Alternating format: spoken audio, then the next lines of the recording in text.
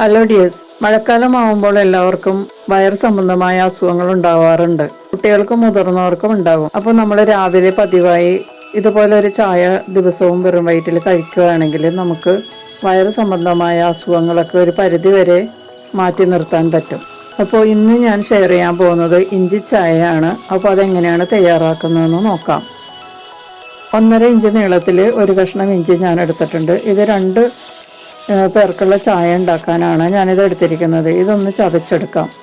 ചായ തിളപ്പിക്കാനുള്ള ഒരു പാത്രം ഞാനിവിടെ എടുത്ത് വെച്ചിട്ടുണ്ട്. ഈ ചതച്ച ഇഞ്ചി ഇതിലേക്ക് ഇട്ട് കൊടുക്കാം.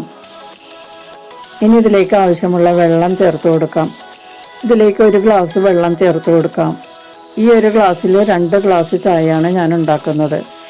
1 ഗ്ലാസ് വെള്ളം ചേർത്തതിന് ശേഷം ഒരു 1/4 ഗ്ലാസ് വെള്ളവും കൂടി ചേർത്ത് കൊടുക്കാം.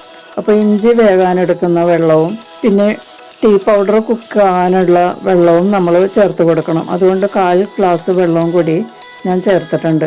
ഇനി സ്റ്റൗ കത്തിച്ച് നമുക്കിതൊന്ന് തിളപ്പിച്ചെടുക്കാം. തിളക്കുന്നത് വരെ നമുക്കൊന്ന് മൂടി വയ്ക്കാം. ഇതോടൊപ്പം ഈ ചാനൽ ആദ്യമായി കാണുന്നവരാണെങ്കിൽ സബ്സ്ക്രൈബ് ചെയ്ത് സപ്പോർട്ട് ചെയ്യുക. ബെല്ലൈക്കൺ എനേബിൾ ചെയ്ത് എൻ്റെ അടുത്തടുത്ത വീഡിയോസും ഉറപ്പുവരുത്തുക. ഇപ്പോൾ ഇഞ്ചി ചേർത്തതിന് ശേഷം വെള്ളം നല്ലതുപോലെ തിളക്കാൻ തുടങ്ങിയിട്ടുണ്ട്.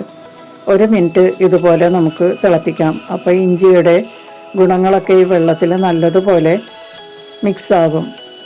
1 മിനിറ്റിന് ശേഷം നമുക്കിതിലേക്ക് ചേർക്കാനുള്ളത് തേയിലയാണ്.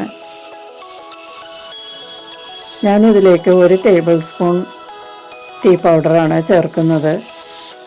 2 ഗ്ലാസ് ചായക്ക് വേണ്ട തേയിലയാണ് ഇപ്പോൾ ചേർത്തത്. ഇത് അത്യാവശ്യം നല്ല കടുപ്പമുണ്ടാകും. നിങ്ങൾ ഉപയോഗിക്കുന്ന തേയിലയ്ക്ക് കടുപ്പം കുറവാണെങ്കിൽ നിങ്ങൾ കൂടുതൽ ഉപയോഗിക്കുക. ഇത് നല്ല കടുപ്പമുള്ള ടീ പൗഡർ ആയതുകൊണ്ട് ഞാൻ 1 ടേബിൾ സ്പൂൺ മാത്രമേ ചേർത്തിട്ടുള്ളൂ. ഇനി 1 മിനിറ്റ് ഒന്ന് തിളച്ചതിന് ശേഷം ഇതിലേക്ക് നമുക്ക് പാല് ചേർത്ത് കൊടുക്കാം.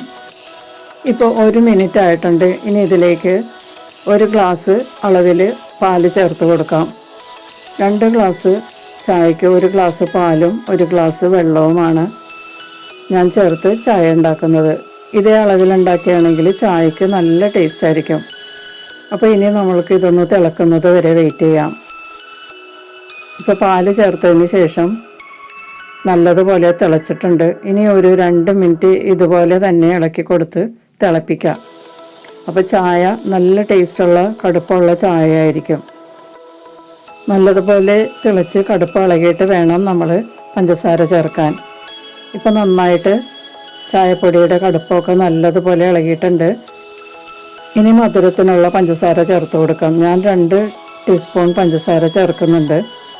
പഞ്ചസാര ചേർക്കാത്തവരാണെങ്കിൽ പഞ്ചസാര ചേർക്കാതെ ഈ സമയത്ത് നമുക്ക് ഗ്ലാസ്സിലോട്ട് പകർന്ന് കുടിക്കാവുന്നതാണ്. ഇപ്പോൾ നല്ല കടുപ്പത്തിലുള്ള ജിഞ്ചർ ചായ റെഡിയായിട്ടുണ്ട്. കണ്ടോ, നല്ല കടുപ്പമൊക്കെ ഉള്ളതാണ്. നമുക്കിത് വേറൊരു പാത്രത്തിലേക്ക് അരിച്ചെടുക്കാം. ഇഞ്ചി ചായ ഉണ്ടാക്കുമ്പോൾ മസാലകൾ ചേർക്കുന്നവർക്ക് വേണമെങ്കിൽ ചേർക്കാം കേട്ടോ. പക്ഷേ ഇഞ്ചി ചായക്ക് ഇഞ്ചിയുടെ ടേസ്റ്റ് തന്നെ വരുന്നതാണ് കൂടുതലും നല്ലത്.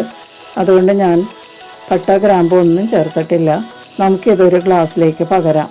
മഴക്കാലത്ത് പതിവായി കഴിക്കാൻ പറ്റിയൊരു ചായയാണ് ജിഞ്ചർ ടീ. ഇതെല്ലാവരും ഒന്ന് ട്രൈ ചെയ്ത് നോക്കുക. വീഡിയോ ഇഷ്ടപ്പെട്ടാൽ ലൈക്ക് ചെയ്യാൻ മറക്കരുത്. നിങ്ങളുടെ ഫീഡ്ബാക്സൊക്കെ അറിയിക്കുക. നമുക്ക് മറ്റൊരു റെസിപ്പിയുമായി വീണ്ടും കാണാം. Thank you.